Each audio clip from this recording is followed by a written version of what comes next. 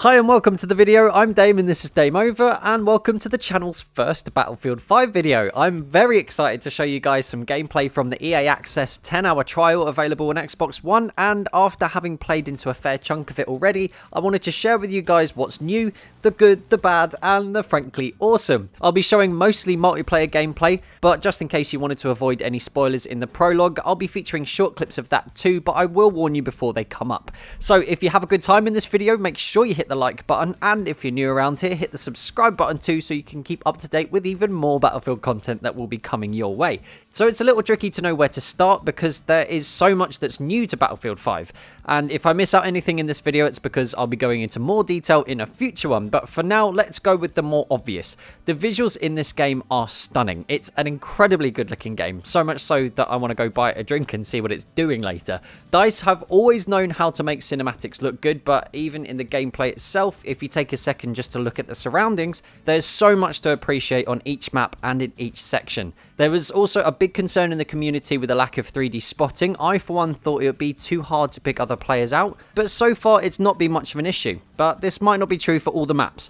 Time will tell. Movement is a big thing that has significantly changed for the better, I feel. There are far more advanced movement techniques you can use, my particular favourite being this ridiculous slide jump that lets you cover a crazy distance in a single bound. It feels very fluid going from one movement to the next most of the time. There are inevitably some glitches still, hangovers from Battlefield 1 that I expected to be gone, to be honest, which is disappointing, but hopefully these can be ironed out in the future. As promised by the developers, there's a lot to play with in terms of cosmetic customization, and unlocking it all looks to be like it will be a fun grind. You can customize each component of each class avatar separately, so if you too are playing the early access trial, don't make the mistake I did of wasting the precious hours looking at different coloured trousers.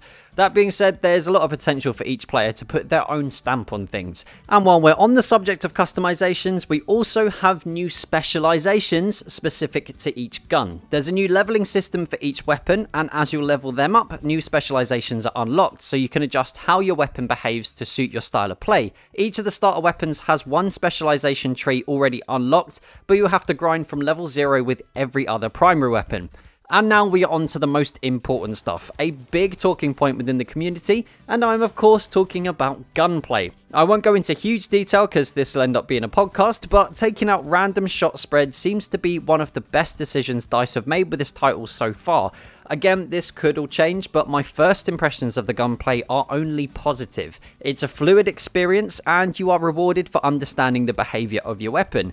Put simply, your bullets go where you point your barrel, putting an emphasis on learning the recoil pattern of your weapon, which in turn gives more significance to the specialisations I mentioned earlier. Each weapon obviously has its optimum range, but there is an added level of versatility to each gun if you take the time to shoot carefully. Those high skill players will definitely see a benefit as they play. Better aim equals more kills. Overall, it's been a very fun experience. It's a game that's really difficult to walk away from so far, and from what I've seen, it's all of the things you'd expect from a Battlefield title and then some. It's cinematic, it's fast-paced, it's tactical. You'll be running through collapsing buildings chasing down an enemy, being knocked to the floor by a huge explosion. You'll run around a corner into a tank and pray it doesn't see you before you can get away, or you'll be rushing to pick up your squad mates while they scream for your help before they bleed out. All of this together makes for a very cool gaming experience, and I only reluctantly turned my console off and went to bed last night. Frankly, I'm very excited to jump back in and see what else Battlefield 5 has to offer. But that's just what I think so far about the 10-hour trial of Battlefield 5. I want to know what you guys think about it. Have you played Battlefield 5 yet? How are you finding the gunplay? Is there anything you don't like about it? Get in the comments and let me know. And here's a real quick thank you to my Dame operatives, those of you guys that are helping to support the channel through Patreon. It's because of you guys that I'm able to make this content as often as I do, and hopefully with a bit more support I'll be able to start doing this full time. So if you want to become a patron yourself, there's a link in the description and the pinned comment where if you'd like to, you can help support the channel from as little as $1 a month, and you'll have lots of Battlefield 5 content coming your way very soon. I literally have pages and pages of video ideas which I'm really looking forward to making. So if you've had a good time, make sure you hit the like button. If you're new around here, hit the subscribe button too. Don't forget to hit the bell button for notifications so you don't miss any future posts.